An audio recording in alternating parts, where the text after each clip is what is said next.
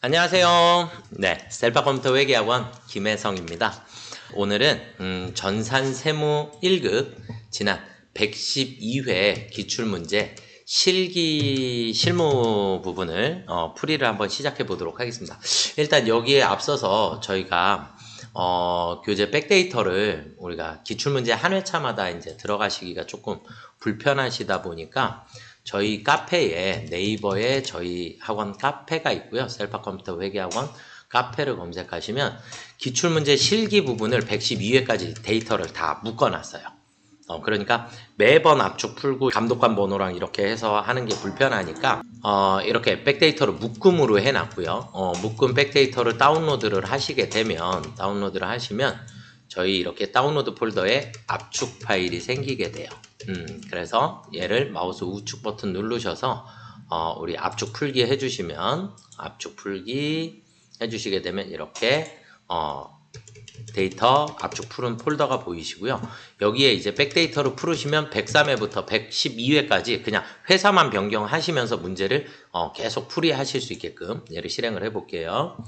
이렇게 PC 보호 나오시면 추가 정보 누르시고요. 추가 정보를 누르시면 이렇게 강제 실행이 가능하세요. 이거 실행 파일이기 때문에 이런 현상이 생긴 거니까 크게 신경 쓰지 마시고 실행 파일을 눌러주시게 되면 압축 풀기 나오면 압축 풀어주시면 되겠고, 그러면 우리 회계 프로그램이 자동으로 실행이 되겠죠. 네, 자 이렇게 실행이 됐어요. 24년 버전이 새롭게 출시가 됐습니다. 이 프로그램 이 부분에 대해서는 제가 다음 주에 다시 또 영상을 또 올려드릴 건데 어떤 부분이 변경되었는지. 자 일단 압축 풀어주시면 회사 등록으로 들어가 주시고, 회사 등록 들어가셔서 회사 코드 재생성 눌러주시면 이렇게 회사가 쭉 생기게 돼요. 그러면 여기에 있는 회사들을 순서대로 하나씩 선택해서 진행을 하시면 됩니다. 얘를 닫고, 자 이제 우리 문제로 가볼게요. 자 저희 112회는 회사가 수ing라는 회사예요. 그래서 회사 코드 번호가 1120번이니까 우리 여기서 세무 1급으로 수정해 주시고 1120번 1120 치시면 그냥 바로 1120번 수ing 그래서 112회를 풀으실 수 있고요. 예를 들어서 111회를 풀고자 한다. 111회 기출문제 111회 전산세무 1급은 기백산업이라고 하는 회사예요. 그러면 우리 여기서 회사 변경 누르셔서 기백산업 111회 이렇게 1110번을 선택을 해주시면 기백산업으로 변경을 하시면 우리 111회 기출문제를 또 풀어주실 수 있고, 무슨 말인지 이해되시죠? 그래서 회사를 이렇게 변경하시면서 그냥 기출문제 쭉 문제를 풀어나가실 수 있도록 백데이터를 다 풀어놨으니까 참고하셔서 사용을 하시면 좋을 것 같아요. 지금은 우리는 1120번 수ing 회사로 다시 변경을 하도록 하겠고요. 네, 얘는 이렇고, 자 우리 이제 실무 문제를 하나씩 풀이를 해 보도록 하겠습니다. 자 회계기간은 2023년 12월 31일 결산법인이고요.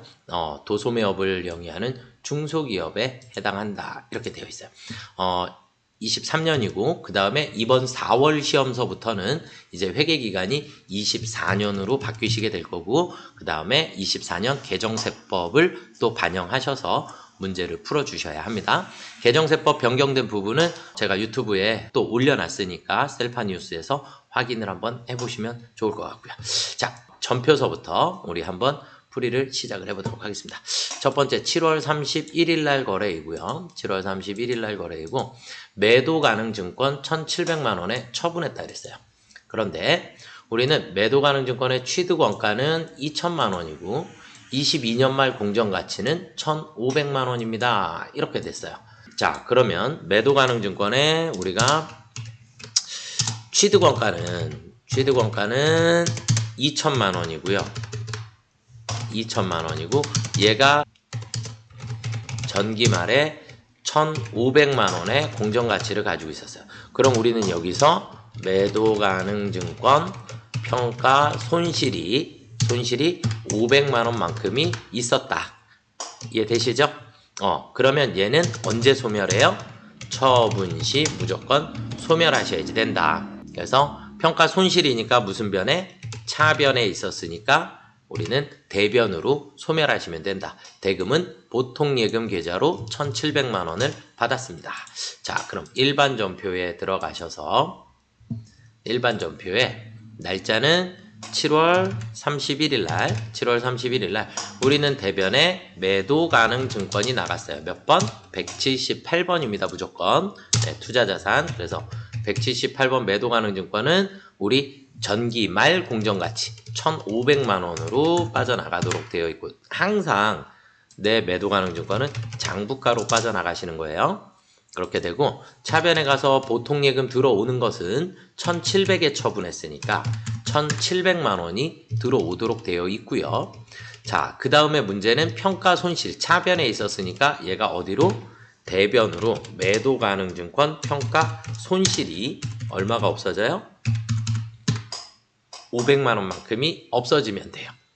얘를 없애주시고, 그리고도 우리가 대차 차익이 마이너스 300이 나왔으니까 우리는 차변에 매도 가능 증권 처분 손실이라고 하는 게 발생을 하게 돼요. 자, 그러면 이제 이 시점에서 내가 풀었던 문제가 맞는지 안 맞는지 확인해 주시는 방법은, 취득 원가는 얼마였다고요? 2천만 원이었고요. 매도 가능 증권은 무조건 취득 원가와 그 다음에 처분가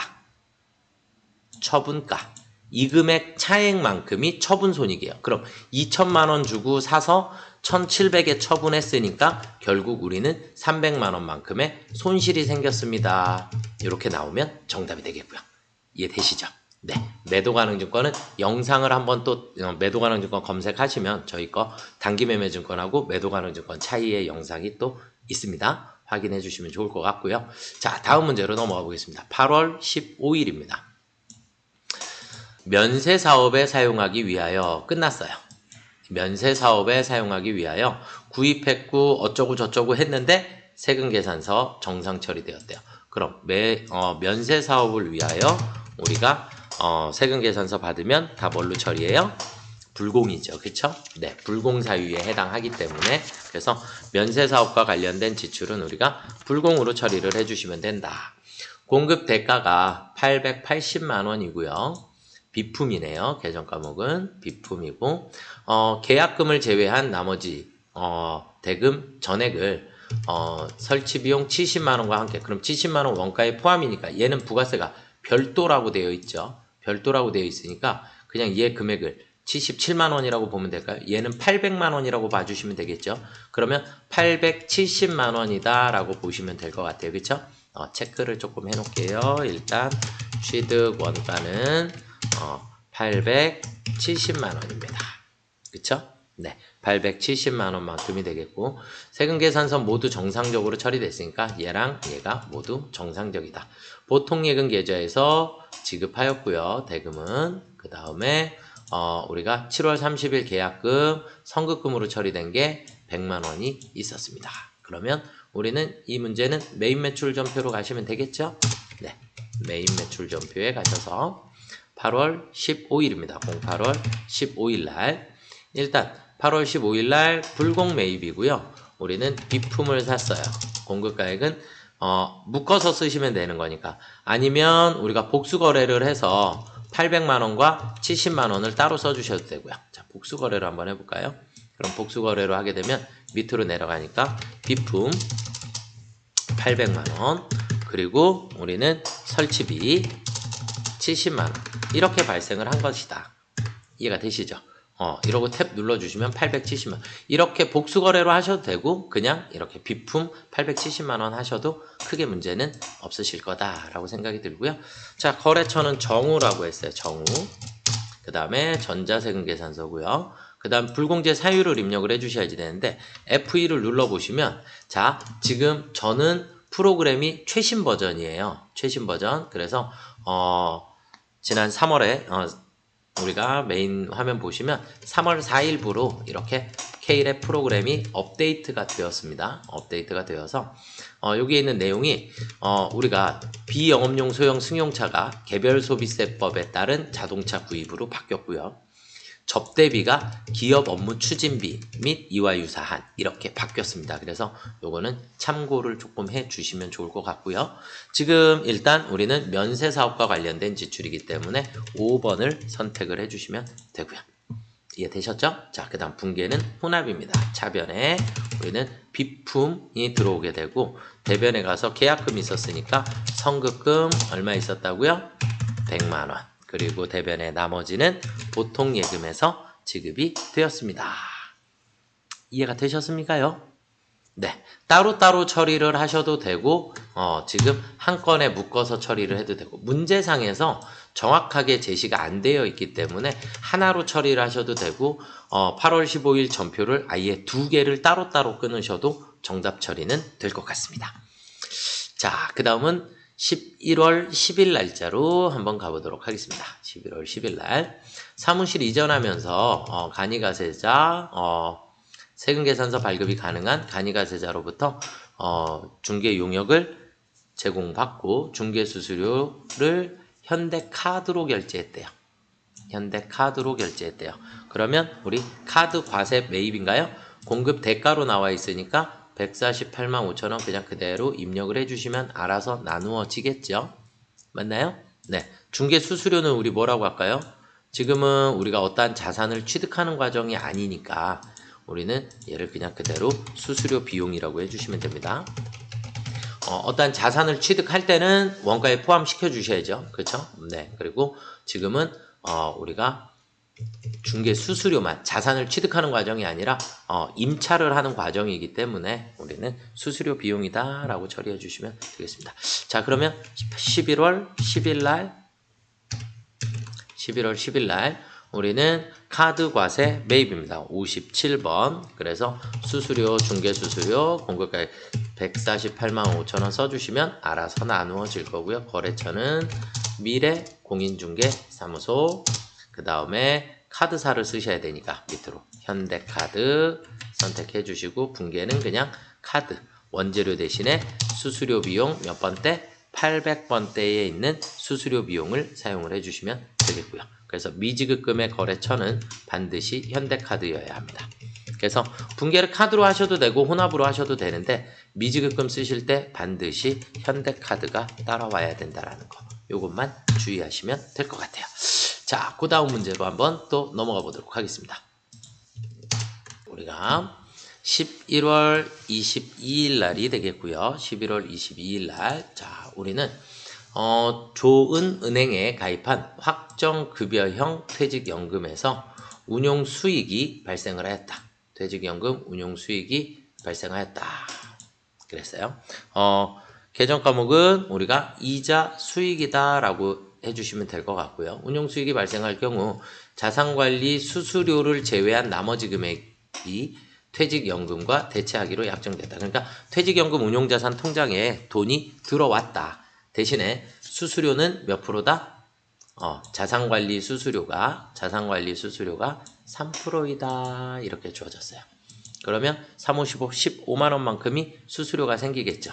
그러면 우리는 이자 수익은 얼마가 생겼다? 500만원이 생긴 거다.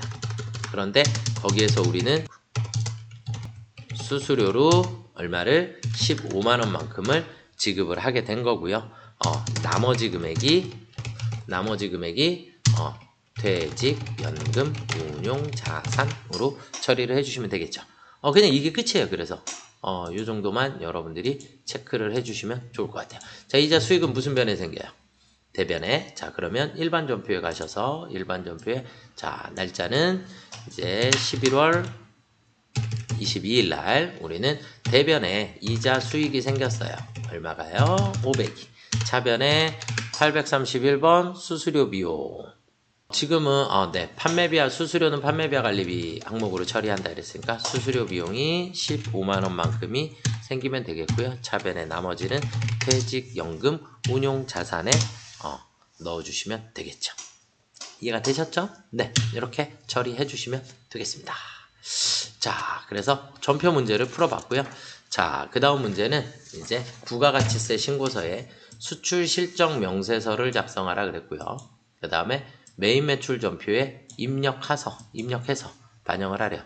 0세율9분 수출 신고 번호 반드시 입력하라 그랬으니까 입력을 하시면 됩니다. 얘는 문제 푸는 방식이 수출 실적 명세서를 먼저 작성하셔도 되고 전표를 입력해서 자동으로 불러오실 수도 있어요. 아무 방법을 쓰셔도 상관이 없으십니다. 아시겠죠? 자, 그러면 일단 우리가 여기에서 선적일 이후에 수령하였다 그랬으니까 먼저 매출 대금이 얼마인지 확인을 한번 해볼게요. 매출 대금이 일단 전체 달러는 20만 달러인가요? 그쵸? 네. 20만 달러. 20만 달러에 곱하기 언제를 선적일하고 환가일하고 비교했더니 선적일이 훨씬 더 빠르죠. 그쵸? 선적일이 훨씬 더 빠르기 때문에 선적일의 기준 환율을 적용해 주셔야 합니다. 그럼 1360원. 그러면 우리 얼마인가요? 2720만원이 나오나요? 2720만원만큼이 매출 대금이 되겠어요. 2억 7천인가요? 20만 달러니까 네, 2억 7,200만원이네요. 2억 7,200만원만큼. 전표를 먼저 처리를 하셔도 되고요. 상관은 없으세요. 그래서 메인 매출 전표에 일단 선적일 8월 22일 날 08월 22일 날 우리는 8월 22일 날 자, 수출 매출을 했고요. 제품을 수출을 했고요. 공급가액은 2억 7,200만원. 거래처는 산비디아 주시고 자, 밑으로 내려가면 직접 수출이니까 0세율9분은 1번이고요. 수출 신고 번호를 여기다가 그대로 입력을 해주시면 됩니다. 1352822003162 이렇게 수출 신고 번호로 입력을 해주시고 분계는 외상으로 처리를 해주시면 이렇게 전표 끊어지겠죠? 그쵸? 네, 여기까지는 크게 문제가 별로 없어요. 이렇게 처리하시고 수출 실적 명세서를 들어가시게 되면 수출 실적 명세서를 들어가시면 지금은 8월이니까 7월에서 9월로 들어가시면 돼요. 그래서 전표 불러오기를 할게요. 전표 불러오기. 예. 그러면 이렇게 산비디아께 나오게 돼요.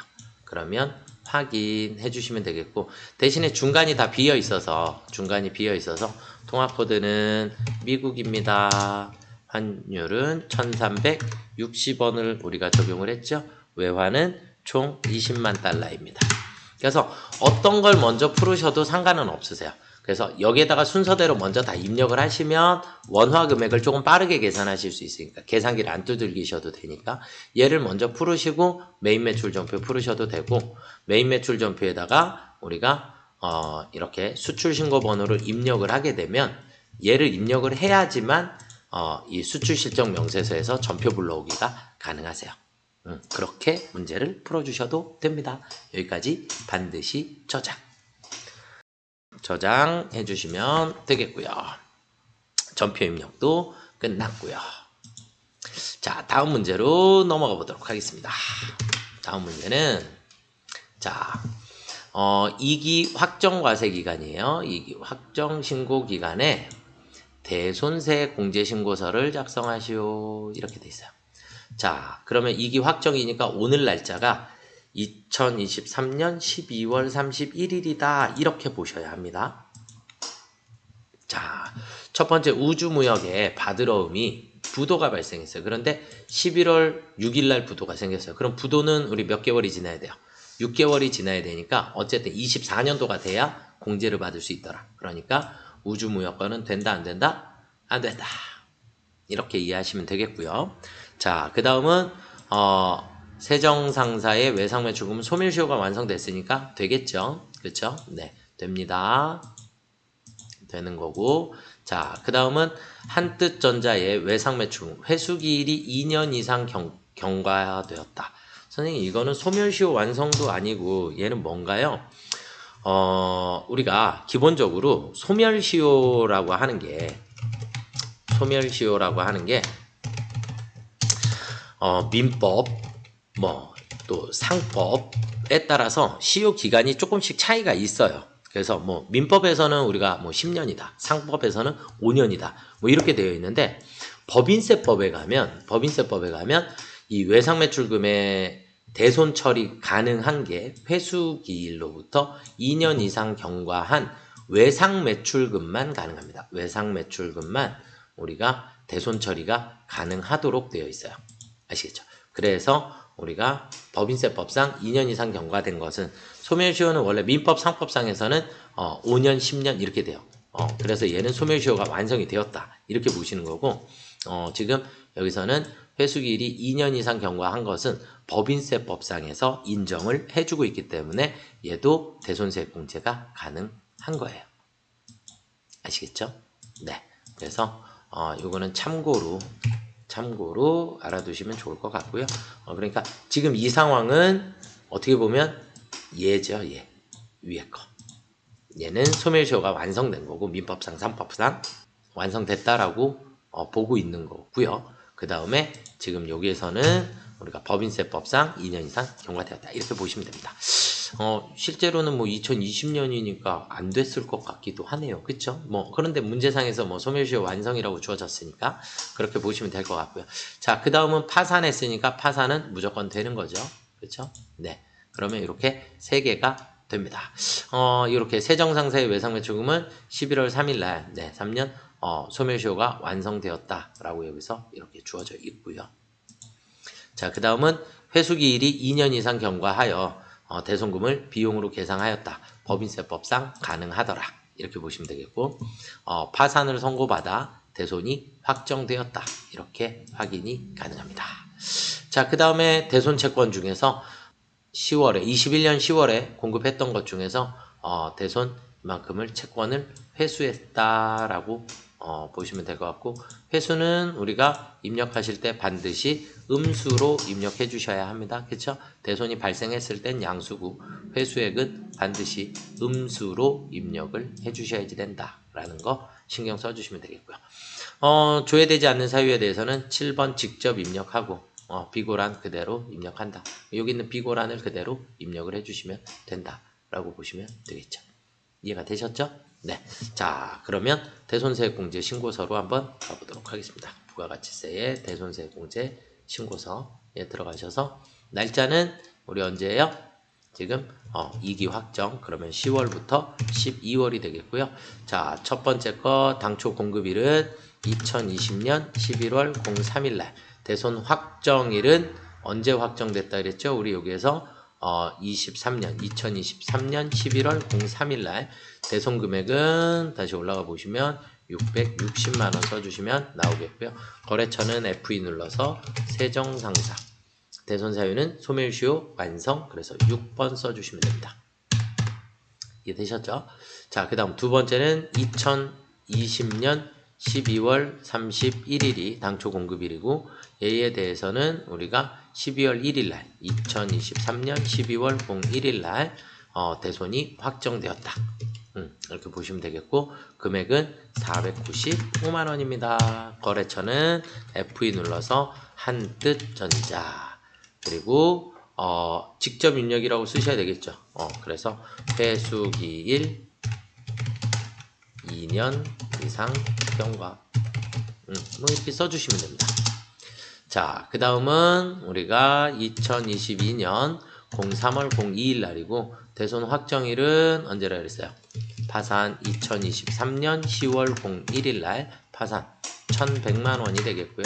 거래처는 F2 용산전자 그리고 파산했습니다. 이해가 되시죠? 자, 그 다음은 대손채권 회수 당초 공급일은 2021년 10월 15일 날이 되겠고요. 대손 확정 일자는 회수한 날짜 2023년 10월 05일 날 채권을 회수를 했습니다. 회수를 했고 마이너스 얼마예요? 935만원 써주시면 85만원이 나오게 되겠고 거래처는 하나무역입니다. 그리고 7번 직접 입력의 대손채권 회수. 이해가 되셨나요?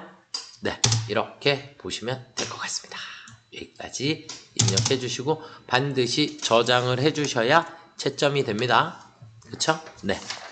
자, 대손세 공제 신고서를 해봤고요. 자, 그 다음은 부가가치세 신고서의 전자신고를 수행하시오 그랬어요. 전자신고를 수행하라 그랬고 1기 확정이라 그랬습니다. 4월에서 6월. 그러면 자, 전자신고가 여기에도 있고요. 컨트롤 엔터를 누르시면 전자신고 이렇게 하면 부가세의 전자신고도 있고 원천세의 전자신고도 있어요. 아시겠죠? 이렇게 되어 있는데 잠시만요. 자, 우리가 먼저 뭐를 해야지 되냐면 부가가치세 신고서를 마감하여 이렇게 되어 있어요. 마감한다 라고 나와 있으니까 전자신고를 마감을 해 주셔야지 됩니다. 일단 부가세 신고서를. 왜요? 자, 여기를 들어가 봤더니 전자신고에서 4월에서 6월까지를 쳐서 했더니 마감된 회사가 없습니다. 이렇게 나와요. 그러면 얘 닫고 다시 부가세 신고서에 4월서부터 6월까지를 들어가시면 저장된 데이터 불러오시겠습니까? 네, 하시면 돼요. 그리고 어떻게 나왔죠? 나오면 무조건 마감이라는 버튼을 눌러서 얘네들을 모두 다 마감 처리를 해주셔야 합니다. 그럼 이렇게 빨강색으로 마감이다 라고 하는 게 뜨게 돼요. 그럼 마감이 됐고 그 다음에 전자신고를 들어가셔서 4월에서 6월입니다. 그럼 이렇게 나오게 돼요. 그러면 제작 비밀번호 몇 번이라 그랬죠? 1, 2, 3, 4, 5, 6, 7, 8 1, 2, 3, 4, 5, 6, 7, 8 네, 이렇게 해서 입력해 주시면 돼요. 비밀번호 네, 여기에 보시면 이렇게 비밀번호 나와 있어요. 그쵸?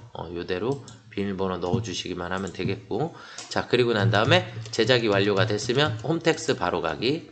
그러면 메인 화면은 거짓 화면이에요. 이 창은 그냥 닫기 하시면 되겠고요.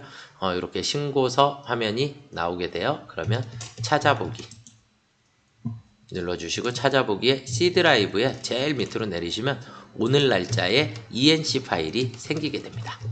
네, 그리고 열기. 그럼 이렇게 나오게 되고 화면 제일 아래쪽으로 내려가셔서 형식 검증 1, 2, 3, 4, 5, 6, 7, 8 확인. 결과 확인, 내용 검증, 결과 확인, 전자파일 제출하기. 여기 제출하기까지 딱 가셔야 돼요. 인쇄는 안 하셔도 돼요. 네, 닫기 눌러주시면 전자신고가 끝나셨습니다. 이해되시죠? 네. 자, 그 다음은 이제 결산 문제입니다. 결산. 자, 우리가 보시면 외화자산, 계정 과목이 외화예금이라 그랬어요. 계정 과목이 외화예금. 외화가액은 엔화가 나왔다. 네, 230만 엔. 엔화는 환율이 100엔당 환율이 주어져요. 100엔당 환율. 결국 이 엔화는 줄을 바꿔서 해볼게요. 100엔당 환율은 우리가 그러면 1엔당 환율을 따져야 되기 때문에 엔화로 1엔은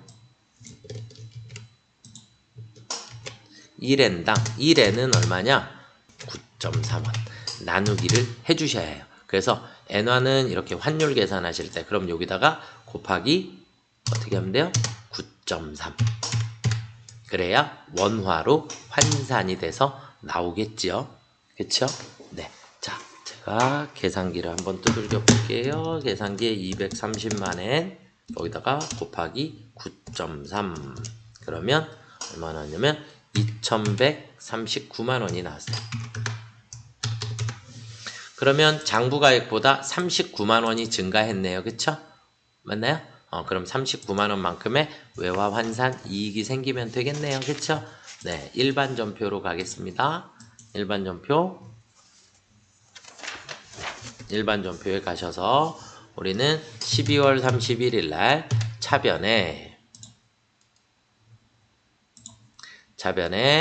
외화예금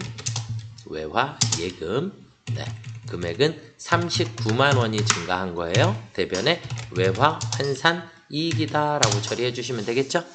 네, 여기까지 처리해 주시면 정답이 되겠고요. 자, 그 다음 문제로 넘어가 보겠습니다.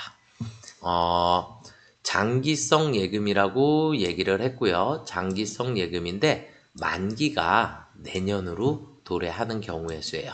그럼 더 이상 장기 예금이 아니죠. 그쵸? 그래서 장기성 예금을 뭘로 바꿔라? 그냥 정기 예금으로 바꾸어줘라 이 얘기예요. 그래서 금액은 1억 원만큼. 자, 그러면 우리 전표에 자, 대변에 장기성 예금이 없어지겠죠.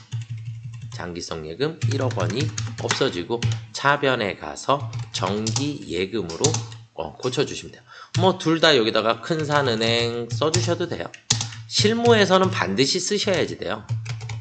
실무에서는 반드시 예적금의 거래처는 은행을 반드시 달아주셔야지 되는데 저희 전산세무회계 시험에서는 예적금, 채권 채무만 거래처를 달도록 되어 있고 예적금은 생략이 가능하니까 안 쓰셔도 되는 거고요. 아시겠죠? 네. 자, 그 다음은 재고조사를 실시했는데 누락된 사실을 발견했대요. 그러면 쉽게 얘기해서 제품이 800만 원이 없어진 거죠. 그렇죠? 그런데 뭘 목적으로? 광고 선전 목적으로. 그랬으니까 그러면 우리는 대변에 제품이 800만 원이 없어졌어요.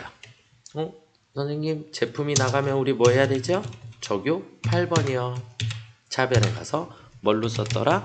광고 선전비. 그래서 800번 때 광고 선전비로 썼습니다. 이 얘기고 자, 두 번째는 상품이에요. 상품이 200만 원만큼이 없어졌대요. 그러면 훼손됐대요. 그래서 원가성이 없다, 원가성이 없는 이 얘기는 비정상적이다 이런 뜻이에요. 비정상적이다. 그러면 영업외 비용으로 처리를 해야 하고요. 만약에 원가성이 있다라고 하게 되면 그때는 회계 처리 따로 하시면 안 됩니다. 정상적인 경우니까. 네, 그러면 우리는 대변에 상품이 적요 8번 마찬가지 금액은 200만 원이 없어졌고요. 차변에 가서 없어진 거니까 우리 뭐라 해요? 재고자산 감모 손실이다 라고 처리해 주시면 되겠습니다. 이해가 되셨나요? 네, 이렇게 보시면 될 것 같고요. 자, 그 다음은 무형자산 명세서를 참고하여 결산일에 회계 처리를 하시오. 전기말이라 그랬어요. 전기말에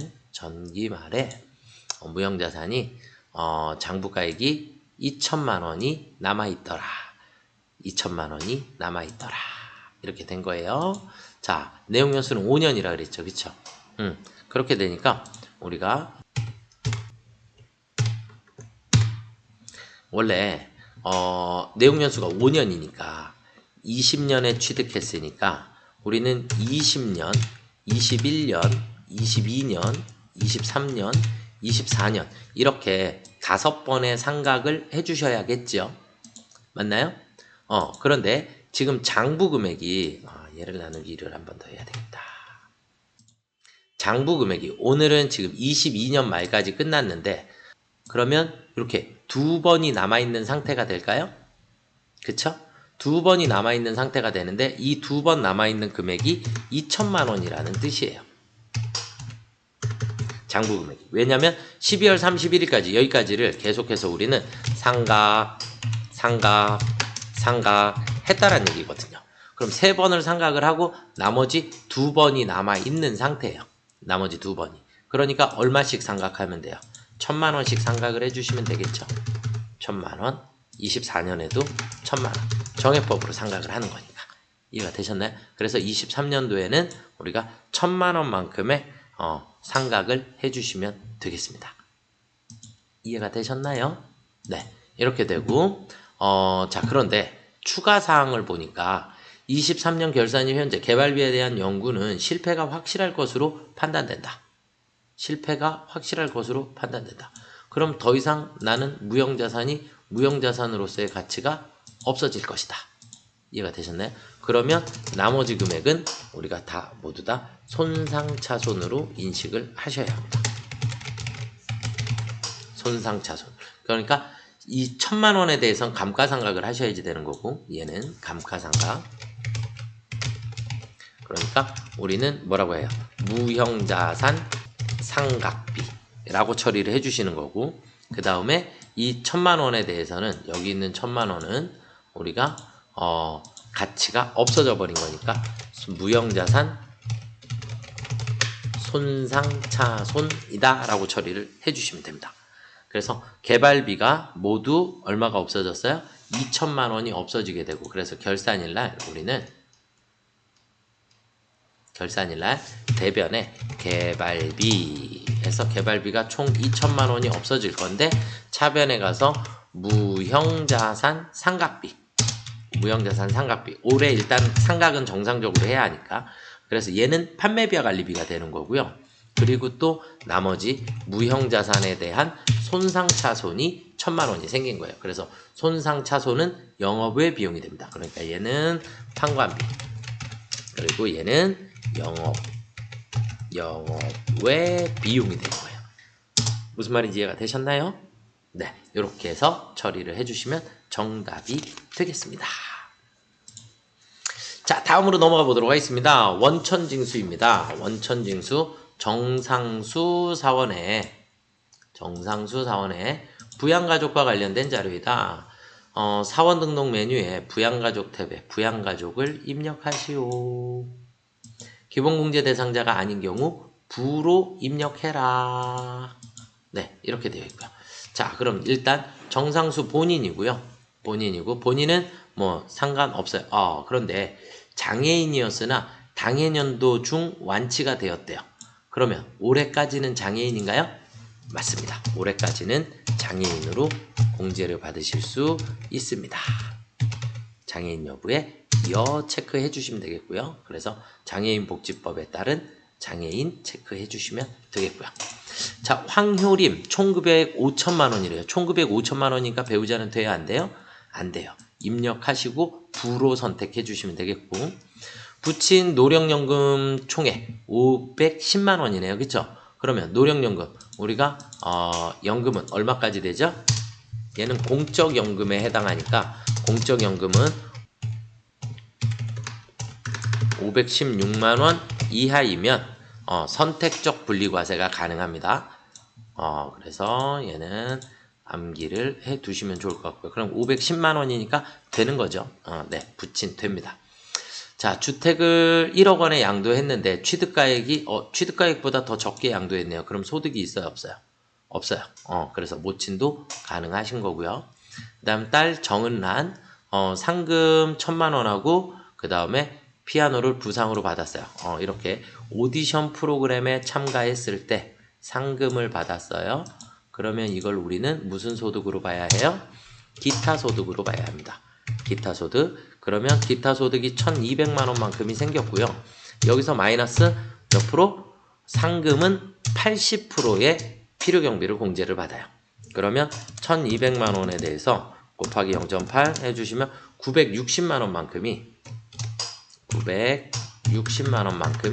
필요경비로 인정을 받게 됩니다. 그러면 결국 240만 원만큼의 소득 금액이 생기게 돼요. 그러면 기타 소득은 얼마까지 가능하죠? 300만 원까지 가능하죠. 그쵸? 기타 소득금의 240만 원이기 때문에 선택적 분리과세가 가능하니까 정은란 가능합니다. 아시겠죠? 네. 자, 그 다음에 프리랜서로 소득 금액이 프리랜서 소득 금액은 뭐예요? 프리랜서는 사업소득이에요. 그러면 사업소득이 우리가 500만 원이 발생한 거니까 아들 정은수는 된다 안 된다? 안 된다. 소득 제한에 걸렸습니다. 자, 그 다음에 어린이 모델로 활동하면 프리랜서 얘도 사업소득인데 총 금액이 얼마예요? 100만 원 발생했으니까 100만 원까지는 가능한 거죠. 그렇죠? 네, 그래서 배우자와 아들, 큰아들이 안 되겠네요. 이렇게 둘만 안 된다. 뭐 밑에 연금 공제표 나와 있는데 이걸 계산을 했을 때 516만 6,666원이에요. 원래 516만 6,666원 이하이면 이렇게 되는 건데 그래서 516만 원이다 라고 외워두시면 될 것 같아요. 자, 그러면 사원 등록에다가 순서대로 하나씩 넣어주시면 되겠죠? 그렇죠? 네, 자, 우리 사원 등록 네 하셔서 사원 등록에 자 정상수의 부양가족 명세. 그러면 일단 본인 장애인입니다. 장애인복지법상 장애인이고요. 그 다음 배우자는 안 되고요. 부친 정학수 570218123341 네, 66세 가능하고요. 장애인은 아니니까. 그 다음에 모친 박순자 주민번호 610815 2123451 해주시면 되겠고, 자, 그 다음에 정은란 딸이에요. 그러면 4번. 그래서 정은란 08 0410 4134 566 해주시면 되겠고, 20세 이하. 자녀는 건드리는 거 아니에요. 절대. 자, 그 다음에 아들 정은수는 안 되고, 안 돼도 일단, 입력은 해야죠. 죄송해요. 배우자도 입력은 해야죠. 배우자, 황효림 850424 211 2349. 그런데 배우자는 부. 이렇게 되고요. 그 다음, 다시 4번. 누구예요? 정은수 1203013789 하고 부 넣어 주셔야겠고요. 그 다음에 아들 정은우 130420311597 20세 이하에 해당합니다. 자녀라는 절대 건드리시는 게 아니세요. 아시겠죠? 네, 여기까지 정리해드리면 정답이 되겠습니다. 이해가 되셨죠? 네, 그래서 사원 등록을 모두 다 맞춰드리고요. 자, 그 다음은 이제 소득자별로 각 소득에 따라 소득 자료 입력을 작성하라 그랬어요. 그리고 원천징수 이행사항 신고서를 작성하라 그랬고요. 작성하고 마감하라 그랬어요. 그 다음에 홈택스에 전자신고를 수행하시오. 전자신고가 두 문제나 나와버렸네요. 네, 자, 첫 번째 박서준이라고 하는 친구가 있는데, 박서준은 일시적인 강연료래요. 그러면 이걸 우리는 무슨 소득으로 봐요? 기타 소득으로 봐야죠. 그쵸? 네. 그 다음에 학원 강사가 지급받은 강의료. 얘는 우리가 뭘로 봐야 해요? 얘는 학원 강사는 강의하는 게 지속적인 자기 업무죠. 그래서 사업소득으로 봐야 합니다. 이해가 되셨습니까요? 네, 그렇게 보시면 되겠고, 그러면 소득자는 아마도 다 등록이 되어 있을 것 같은데요. 그쵸? 네, 우리 원천징수에 가면 우리가 기타 소득자 등록에 가보시면 박서준이가 있을 거고요. 필요경비율 60%로 다 되어 있죠. 네, 그 다음에 사업소득자 등록에 가보시면 강태주 입력이 다 되어 있습니다. 그래서 소득 자료만 입력, 기타 소득 자료 입력으로 가셔서 기타 소득 자료에 자, 첫 번째 우리 언제예요? 7월이고 지급 연월일은 8월 5일입니다. 08월 05일 날 FE 눌러서 박서준 불러오시면 되겠고요. 귀속 연월 여기에 있는 귀속 연월 반드시 07월로 수정해 주시면 되겠고, 그 다음에 총액은 500만 원입니다. 그러면 알아서 필요경비 계산해서 산출 세액이 나오겠죠? 그렇죠? 네, 세액까지 다 산출되고, 네, 그냥 줄만 바꿔주시면 됩니다. 자, 그 다음은 강태주 사업소득이기 때문에 우리 사업소득 자료 입력으로 가주시고, 마찬가지 지급일자는 8월 05일 날이 되겠고요. FE 눌러서 강태주 불러오시면 되겠고, 귀속연월은 2023년 07월이고 지급은 8월 5일이고요. 그 다음에 금액은 총 300만 원입니다. 300만 원. 그러면 3.3% 계산이 돼서 나오겠죠? 네, 여기까지 입력해 주시면 되겠고, 자, 그 다음 원천징수 이행사항 신고서 작성하라 그랬으니까 원천징수 이행사항 신고서 얘 작성하실 때 귀속기간은 07, 지급기간은 08입니다. 그쵸? 네, 그러면 사업소득과 기타소득이 이렇게 산출이 되겠죠. 그리고 원천징수 이행사항 신고서 뭐 하라고요? 마감. 그래서 마감합니다. 그럼 마감이 되었습니다. 그쵸? 자, 원천징수 이행사항 신고서 마감까지가 되었고요. 자, 그러면 이제 전자신고를 하라 그랬어요. 그럼 전자신고인데 우리가 부가세는 그냥 막 엔터 치고 넘어가면 되니까. 그런데 이제 우리 소득세 원천세에서는 여기에서 일단은 납세자 자진신고다라고 하는 거를 선택을 해주시고 비밀번호 2024-0204번으로 입력을 해주시면 됩니다. 자, 그러면 전자신고 원천세 들어가신 다음에 들어가시면 세무 자진 납세자 자진 신고로 들어가시고 지급 기간은 08월입니다. 08월 엔터 치시면 이렇게 나오게 돼요. 그러면 제작 눌러주시고 파일이 생성되었습니다. 비밀번호 2024-0204 2024-0204 확인 해주시면 되겠고 홈택스 바로 가기 들어가셔서 또 이 화면은 필요 없다 그랬어요. 닫기 그리고 찾아보기 하면 오늘 날짜에 파일이 하나가 또 생겨서 있어요. 열기 자 내려가셔서 마찬가지 형식 검증 2024-0204 확인 결과 확인 내용 검증 결과 확인 전자파일 제출하기 확인 네 닫기 여기까지 원천세 신고가 마무리가 되셨습니다. 여기까지 우리가 기본적으로 재무회계, 부가세, 소득세까지 문제들을 다 한번 풀어봤고요. 자, 그 다음은 이제 우리가 선호물산으로 회사를 변경을 해주셔야죠. 반드시 네, 회사 코드를 변경을 해주셔야 돼요. 자, 우리 메인 화면에 가셔서 회사 코드를 우리 선호물산으로 수정해 주시면 1121번 선호물산으로 수정해 주시고 법인 조정 문제를 풀어 나가셔야 되겠죠. 그렇죠? 네. 이렇게 하고 법인 조정으로 들어가 보도록 하겠습니다. 자, 첫 번째 문제는 법인 조정 접대비 조정 명세서입니다. 그런데 이번에 이제 프로그램 업데이트 되면서 얘의 명칭이 이렇게 기업 업무 추진비 조정 명세서로 바뀌었습니다. 접대비가 이름이 뭘로 바뀌었다고요? 기업 업무 추진비 조정 명세서로 이름이 바뀌었습니다. 아시겠죠? 기업 업무 추진비 조정 명세서. 이해가 되셨나요?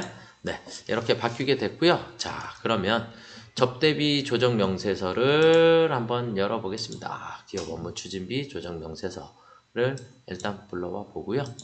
자, 우리가 첫 번째서부터 한번 살펴볼게요. 자, 손익계산서상 접대비의 금액 2천만 원이며 다음의 금액이 포함되어 있다. 전기 말 법인카드로 접대비 지출을 하였으나 회계 처리를 하지 않아 이를 1월 25일 접대비로 계산했다. 그러니까 전년도 거니까 전년도 건데 당기의 접대비에다가 넣었다는 얘기죠.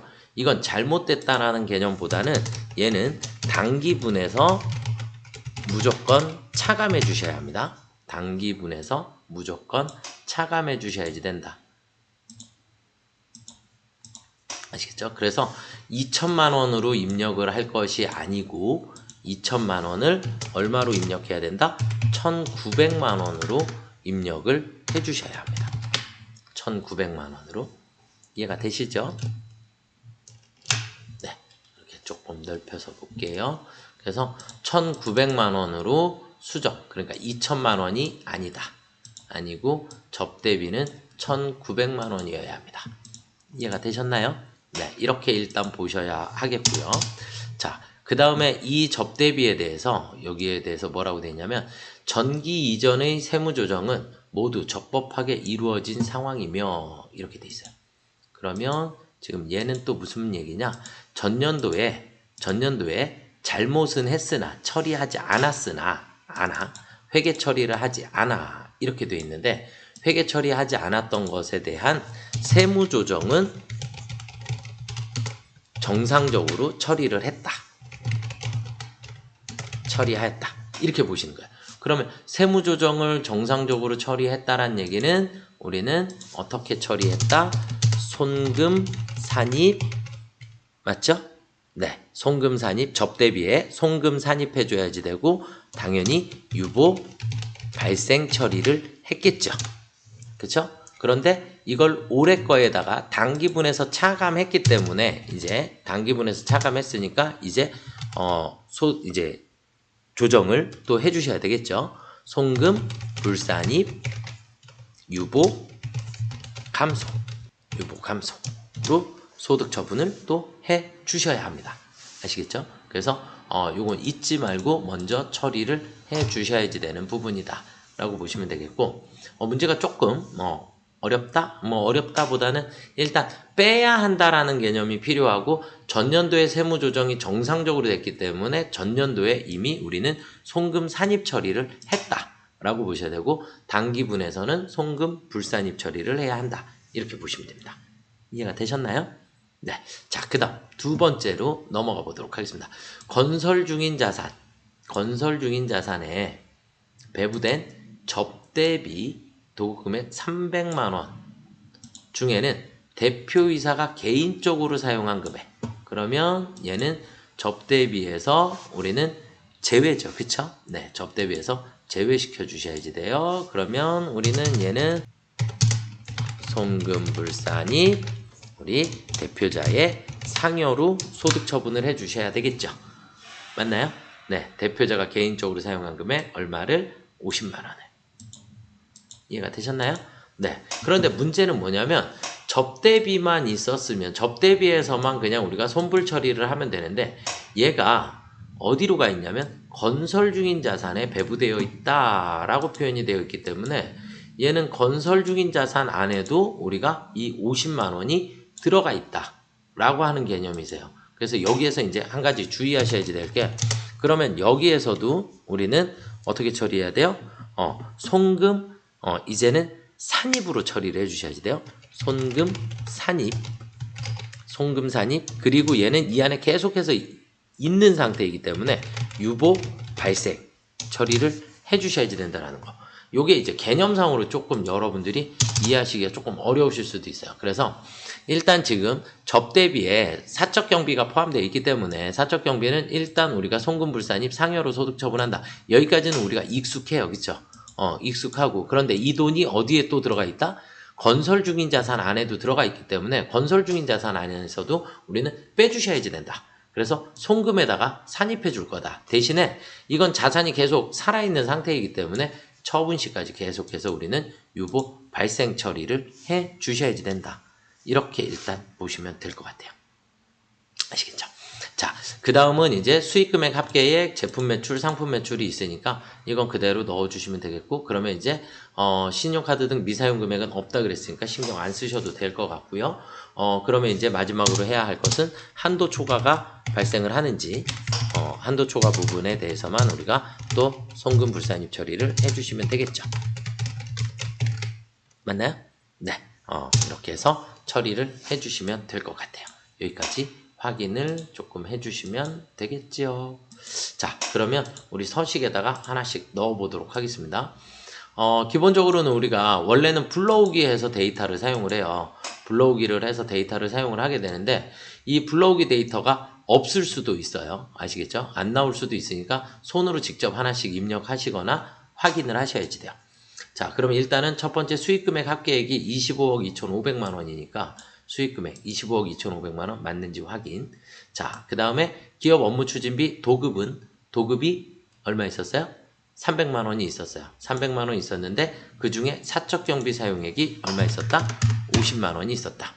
그러면 사적 경비 50만 원 썼으니까 마지막 총 초과 금액도 250만 원으로 줄여 주셔야지 되겠고, 그 다음에 손익계산서상의 판매비와 관리비 접대비는 아예 접대비 자체를 여기서 마이너스 해주는 게 아니라 1,900만 원으로 수정을 해주셔야겠고요. 1,900만 원으로, 그러면 밑에도 1,900만 원으로 수정을 해주시면 됩니다. 그럼 여기까지 오면서 조정은 몇 개를? 3개를 모두 다 일단 조정을 해주셔야지 돼요.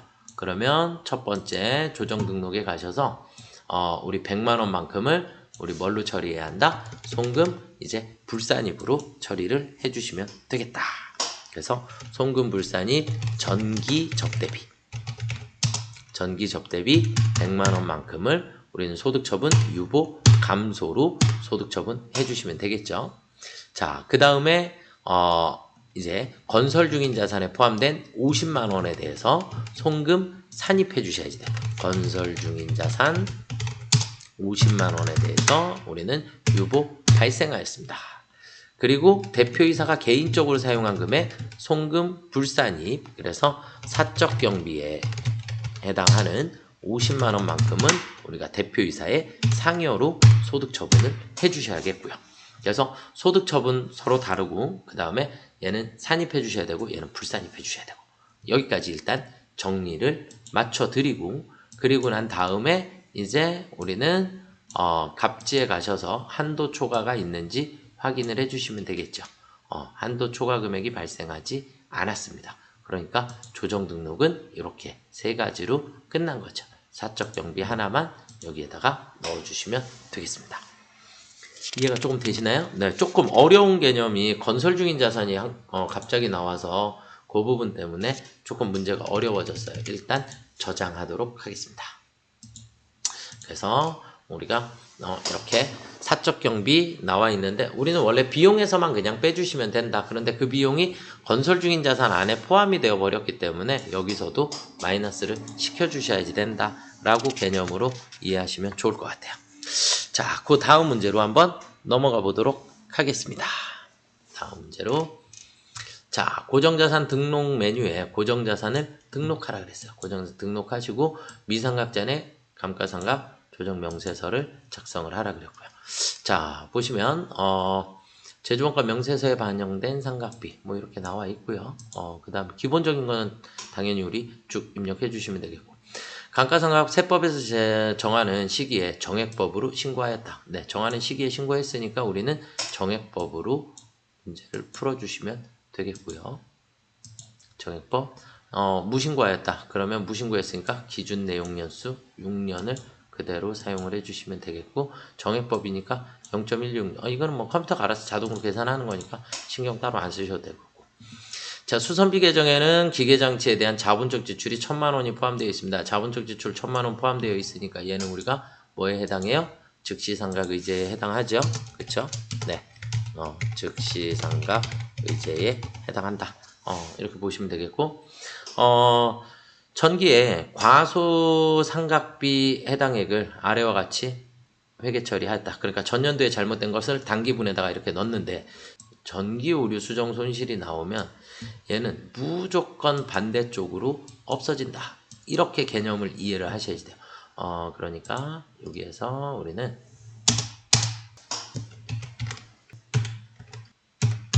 무조건 전기 오류 수정 손실이 생기면 차변에 있다. 전기 오류가 나오면 무조건 반대쪽으로. 그러니까 반대쪽으로 간다는 얘기는 송금 산입해 주신다는 얘기고, 송금 산입, 전기 오류,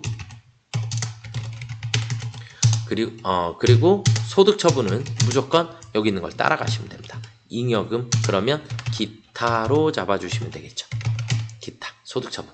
왜냐면 송금 산입에 유보 발생, 유보 감소, 그리고 기타 이렇게 있으니까, 그래서 소득 처분은 무조건 기타 잉여금의 증감으로 처리를 해주시는 거예요.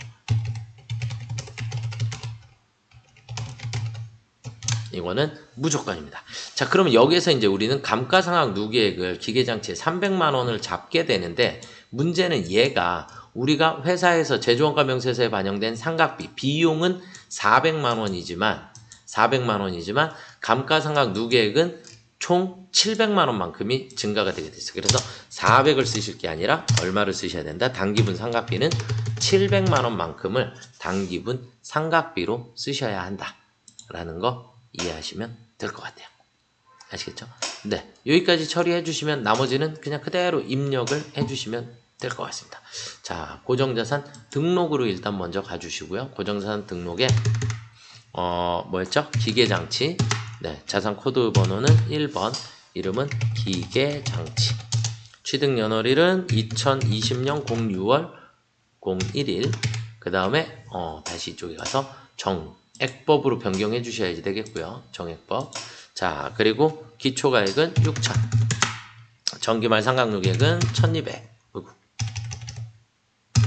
1,200. 자, 그 다음에 일단 내용연수가 몇 년이에요? 내용연수 6년. 그러면 자동으로 나올 거고, 500번대 제조원가 명세서에 반영됐다 그랬으니까 이렇게 보시고, 자, 여기까지가 일단 기본 정보를 입력을 하신 거예요. 기본 정보까지를 입력을 여러분들이 해주신 거고, 그 다음에 이제 우리가 자본적 지출 1,000만 원에 대해서는 우리가 뭘로 처리한다? 즉시상각분. 그래서 당기 자본적 지출 즉시상각분에다가 얼마 써요? 1,000만 원 넣어주시고 그 다음에 당기의 감가상각액 당기의 감가상각액은 700만 원으로 수정을 해주셔야 된다 그랬어요. 사용자 수정 누르셔서 700만 원만큼 우리는 상각을 해주시면 되겠고요. 자, 그리고 업종 코드 여기에 13번 보이시죠? 그래서 제일 밑에 업종 코드 13번 넣어주시면 되겠고요. 자, 여기까지가 일단은 고정자산 등록이다라고 하는 걸 맞춰드리고요. 자, 그리고 난 다음에 미상각분 감가상각비를 원래 들어가셔서 다 조회를 해주셔야죠. 그리고 창 닫고 안 하고 넘어가셔도 되는데 그래도 그냥 순서대로 진행을 합니다. 그 다음에 정액법으로 들어가셔서 불러오기 해보시면 이렇게 나오게 되겠죠. 그럼 여기에 삼각 부인액이다 라고 하는 게 나오게 되겠죠. 그렇죠? 네. 그래서 삼각 부인액에 들어가셔서 삼각 부인액에 우리는 F4 누르셔서 기계장치 감가상각 한도 초과 해서 금액은 538만 원입니다. 유보 발생 시켜주시면 되겠고요. 자, 그 다음에 우리 아까 문제에서 뭐 있었죠? 문제에서 전기 오류 수정 손실 이 잉여금 처분한 거 무조건이에요. 얘는 송금산입 잉여금의 증가로 300만 원만큼을 소득 처분해 주셔야 됩니다. 전기 오류 수정 손실. 그래서 300만 원만큼을 소득 처분 무조건 뭘로 한다고요? 기타. 요거 한 가지만 여러분들이 잘 알아두시면 되겠습니다. 여기까지 저장, 네, 저장은 다음 화면에 있으니까 여기까지 나가주시면 되겠고, 원래는 감가상각비 조정 명세서 합계표까지 가셔서 불러오기 하시는 거죠. 그럼 여기에 요만큼이 나와서 538만 원이 우리가 처리가 되는 거예요. 여기까지 저장. 네, 시험 문제는 얘 저장 안 하셔도 되고, 우리 아까 미상각분 감가상각 조정 명세서까지만 여기까지만 정액법이 나와 있으면 정답 처리가 될 것 같습니다. 이해가 되시나요? 네. 그래서 지금 이 감가상각도 감가상각에서 중요한 거 이렇게 전기분에 대해서 처리가 나오면 이 부분을 조금 항상 전기오류 반대쪽으로 무조건 이쪽에 전기오류 수정 이익이 나오면 무조건 이쪽으로 그러면 송금 불산입 처리해 주셔야지 되는 거고 무조건 잉여금의 증감으로 처리해 주신다. 그 다음에 이렇게 회계 처리를 하면서 감가상각 누계액이 발생을 하게 되면 감가상각 누계액은 당기분 상각비에다가 무조건 더해 주셔야지 된다. 이렇게 체크를 해주시면 좋을 것 같습니다. 아시겠죠? 네. 자, 그 다음으로 넘어가 보도록 하겠습니다. 가지급금 등의 인정이자 조정 명세서를 작성하시오. 이렇게 돼 있어요. 자, 손익계산서에 이자가 뭐 1억 3천, 3억 원, 뭐 이만큼 뭐 대출을 받았었나 봐요. 그쵸? 네. 그 다음에 대표이사 장경석의 가지급금 가수금 내역 이렇게 나와 있는데 1억 원 업무가 대표이사에게 대여한 금액이다. 맞고요. 그 다음에 2천만 원 대표이사에게 미지급한 소득세에 대한 소득세 대납액. 네. 이거는 또 여러분들이 암기를 해주셔야지 되는 부분이에요. 얘는 법인 세법상에 가지급금으로 인정하지 않는다. 인정한다 안 한다? 인정하지 않는다. 그래서 미지급한 소득세에 대한 소득세 대납액 그냥 아예 이렇게 명시가 되어 있어요. 그냥 그래서 얘네들은 가지급금으로 인정을 하지 않기 때문에 이 금액은 입력을 하시면 안 되겠고요. 그 다음 회수한 금액이 6천만 원이 있습니다. 자, 그 다음에 회사는 대표이사의 대여금에 대하여 별도의 이자 지급에 관한 약정을 하지 않았으며 결산일 대표이사 대여금에 대한 이자 수익을 아래와 같이 회계 처리하였다 그래서 미수 수익으로 잡아버렸네. 실제 돈이 들어온 게 아니죠. 그러니까 우리는 이 미수 수익에 대해서 입금 불산입 처리를 해주셔야 합니다. 그러니까 얘도 마찬가지 우리가 이렇게 해서 반대쪽에다가 입금 불산입 입금 불산입 미수 수익에 대해서 200만 원을 당연히 유보 발생했다라고 처리를 해주셔야겠죠. 그쵸? 네. 그래서 유보 발생 처리를 해주시면 되겠습니다.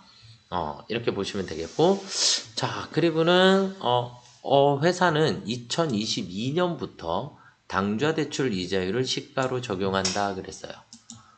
그러면 이제 우리가 당좌대출 이자율을 적용을 하게 되면 이렇게 손익계산서에 있는 이 이자는 우리가 사용하지 않으셔도 됩니다. 입력 자체를 안 하셔도 상관이 없으세요.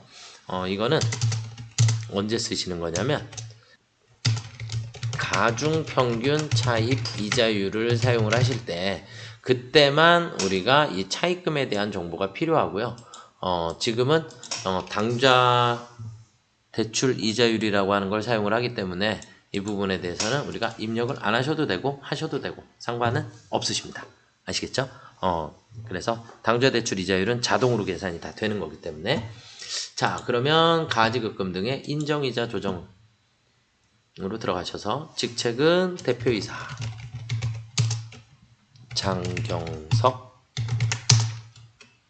적요 첫 번째는 우리가 어떻게 보시면 되죠? 장경석에 이렇게 놓고 장경석에 2월 9일 날 적요는 이제 대여했죠. 그럼 여기 화면 아래쪽에 2번이 대여, 3번이 회수예요.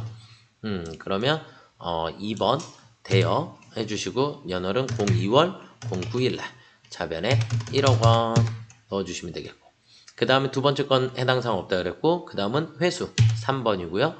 08월 27일 이렇게 넣어주시면 되겠고 6천만 원입니다. 이해되셨죠? 차입금 내역은 입력하셔도 되고 입력하지 않으셔도 돼요. 왜냐하면 여기 있는 우리는 가중평균 차입 이자율이 아니라 우리는 당좌대출 이자율로 계산할 거거든요.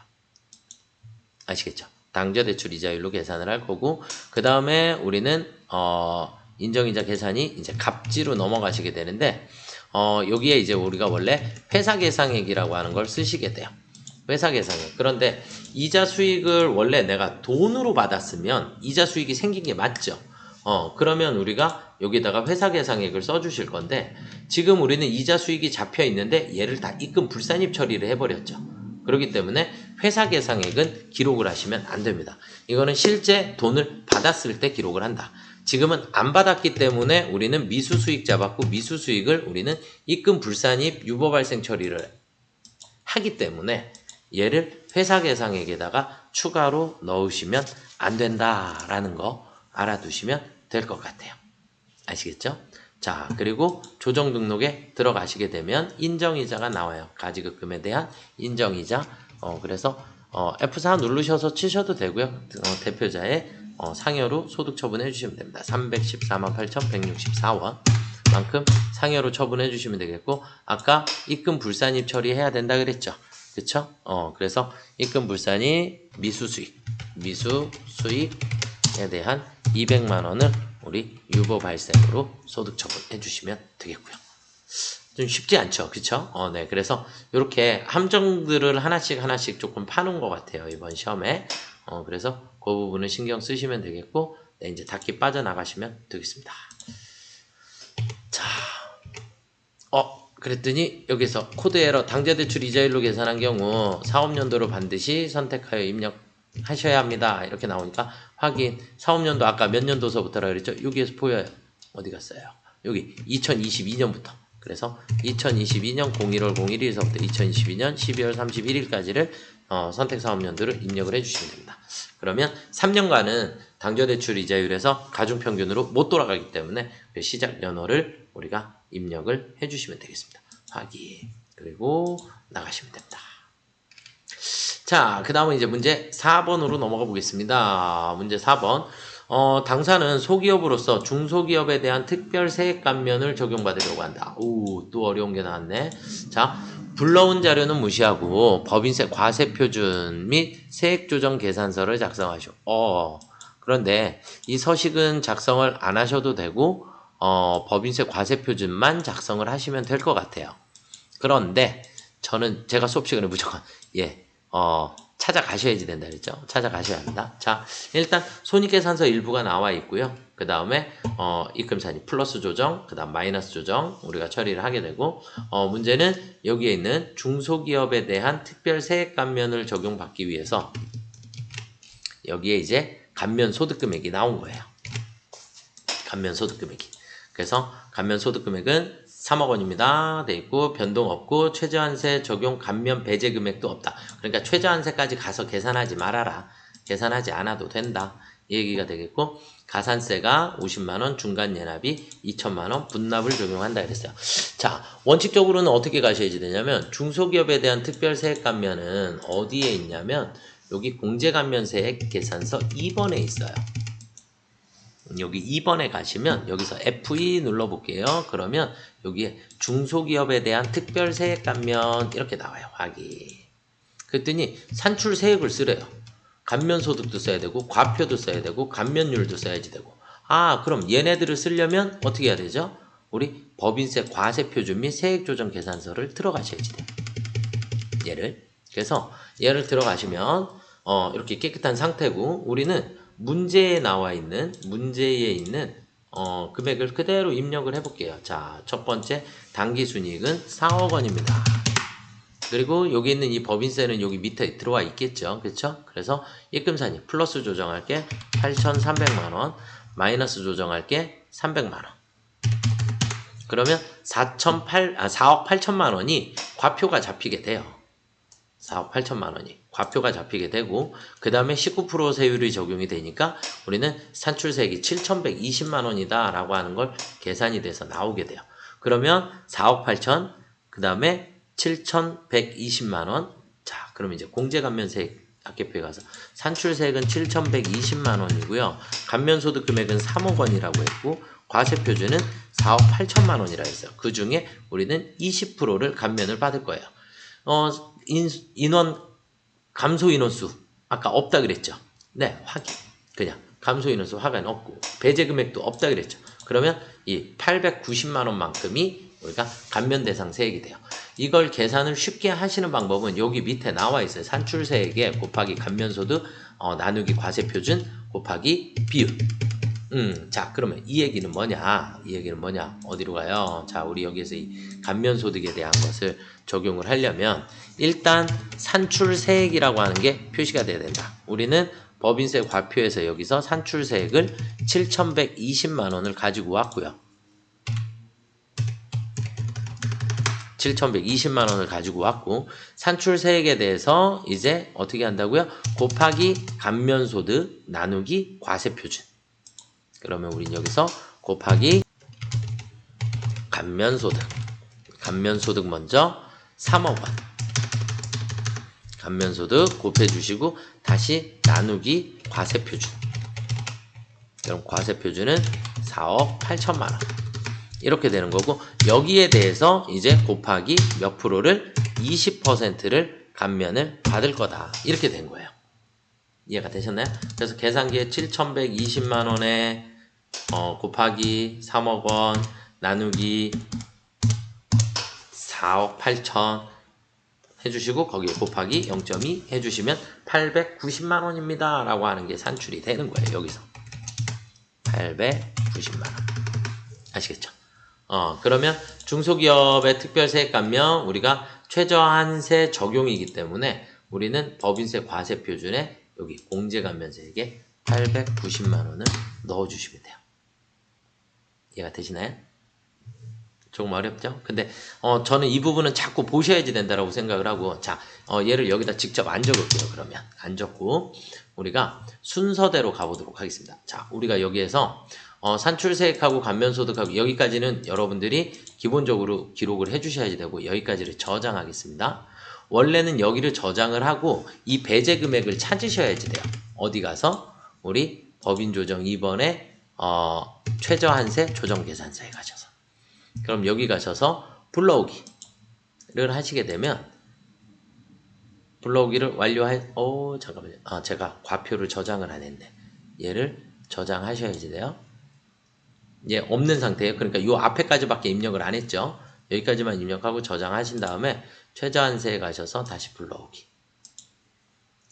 그러면 불러오기를 하면서 얘에 대한 여기에 조정감이 나오게 되면 조정감은 빼주셔야지 되는 부분이, 여기까지를 저장을 해주시고 그 다음은 이제 우리 어디로 가셔야지 되냐? 공제감면세의 추가 납부세액 합계표에 가셔서 불러오기를 하십니다. 그러면 최저한세 적용에 최저한세 적용 세액감면에 이렇게 890만 원이 들어오게 돼요. 얘를 다시 저장을 해주시고 나면 우리 법인세 과세 표준에 여기서 불러오기를 하시게 되면 여기 금액이 들어와요. 원래 이렇게 자동으로 들어와야 돼. 지금은 이 금액만 보시는 거예요. 나머지는 손익계산서 이런 것들을 다 불러왔기 때문에 해당 사항이 없고 요 금액만. 무슨 말인지 되셨나요? 그래서 얘의 작업 순서예요. 작업 순서. 자, 다시 전체를 다 지워볼게요. 네, 전체를 다 지워보고 우리가 다시 처음서부터 설명을 드려볼게요. 자, 공제감면세액 합계표에 가시면 이 금액을 산출을 하실 때 얘를 먼저 작성해야 되는 게 아니라 먼저 법인세 과세표준을 작성을 해주시는 거예요. 법인세 과세표준을. 그래서 당기순이익은 4억 원이고요. 그 다음에 8,300만 원이고요. 그 다음 300만 원. 여기까지 해서 기본세액을 산출을 해요. 여기까지를 저장하시게 되고 공제감면세액에 가셔서 불러오기라는 것을 하실 거예요. 자, 얘를 지워볼게요. 자, 그래서 F2 눌러서 중소기업 특별세액 감면 하시고 불러오기를 한번 해볼게요. 그러면 이 데이터가 자동으로 들어와요. 그러면 여기에 우리는 감면소득 금액이 얼마다? 3억 원이다. 이건 문제상에서 주어졌잖아요. 그렇죠? 그리고 감면율이 몇 프로다? 20%다. 네. 감면율 20%다. 이렇게 보시면 돼요. 그래서 890만 원이 나와요. 여기까지를 저장을 하신 다음에 우리는 일단 여기서 저장을 해놓고 그 다음에 최저한세 조정 계산서에 가셔서 여기가 원래 깨끗한 화면이었어요. 깨끗한 화면이었는데 여기서 불러오기를 누르게 되면 과표서부터 해서 우리 여기까지 금액이 불러와져요.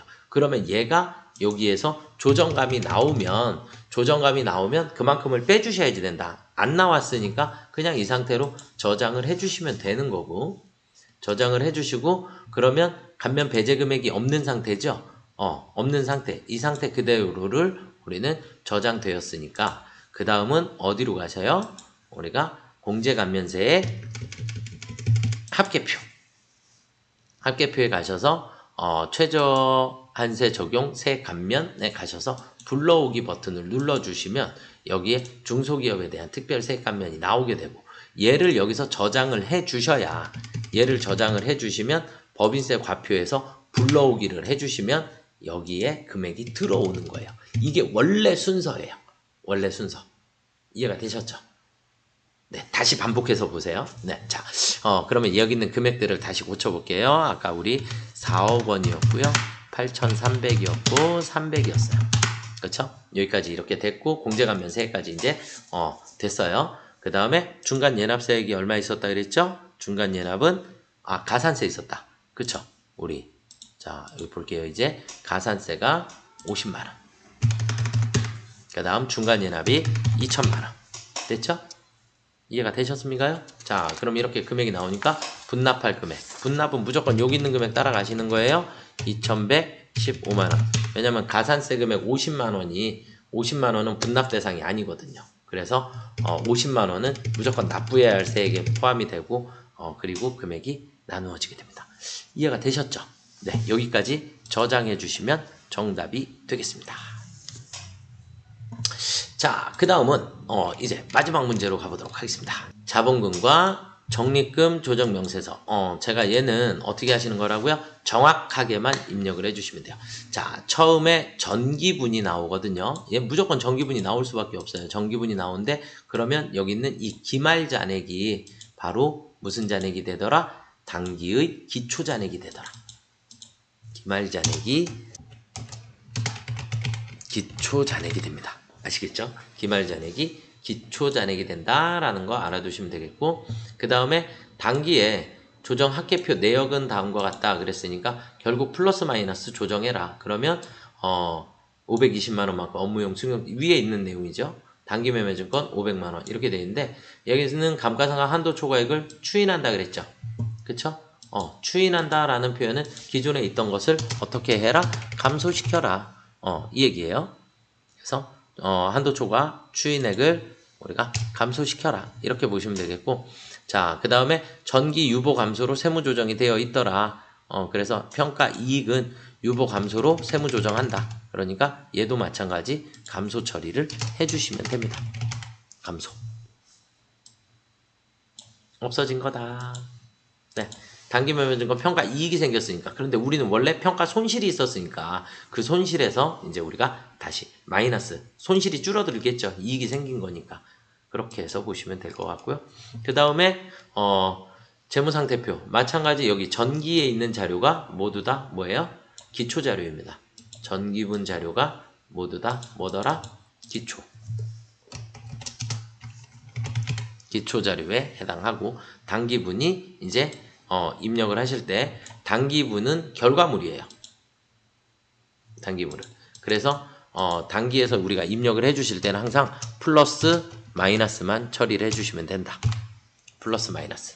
그래서 단기 거에 증감으로 표시를 해주시는 거예요. 증감으로 표시를 해주시면 되겠고. 그러면 쉽게 얘기해서 2억 원이 2억 5천만 원이 됐죠. 그러니까 우리는 얼마가 증가했다? 5천만 원이 증가했다.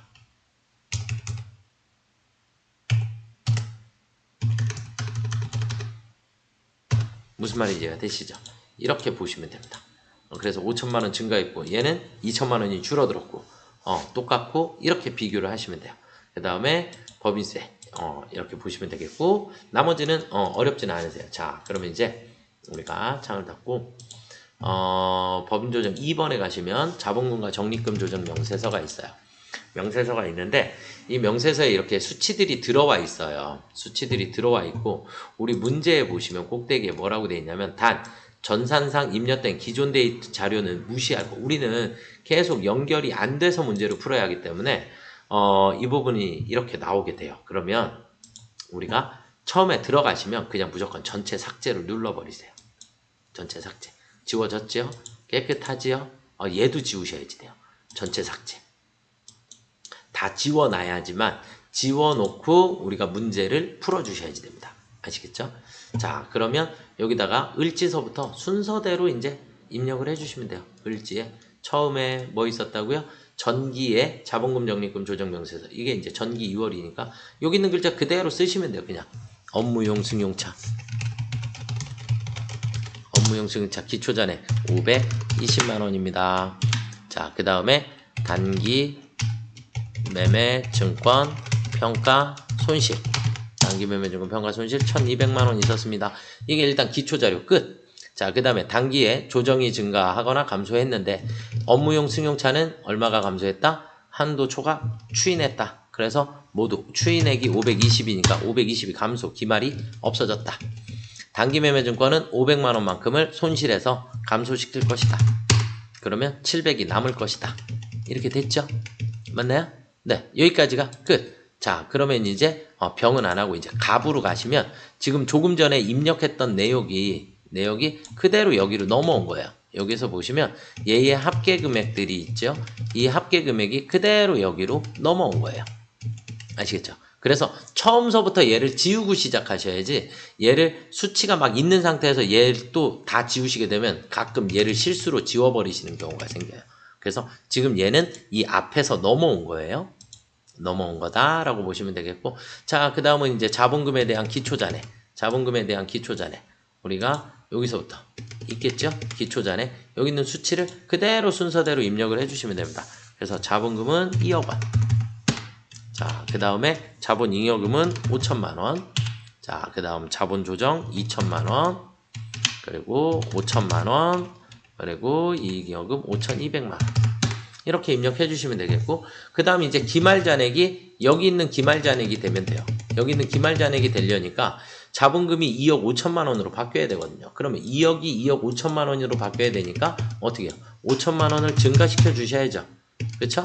네. 자본잉여금은 5천만 원이 3천만 원으로 바뀌었어요. 그러니까 2천만 원을 줄여주셔야 3천만 원이 나오겠죠. 네. 자본 조정은 그대로고, 기타 포괄 손익 누계도 그대로고, 이익 잉여금이 1억 700만 원으로, 그러면 5,500만 원이 늘었나요?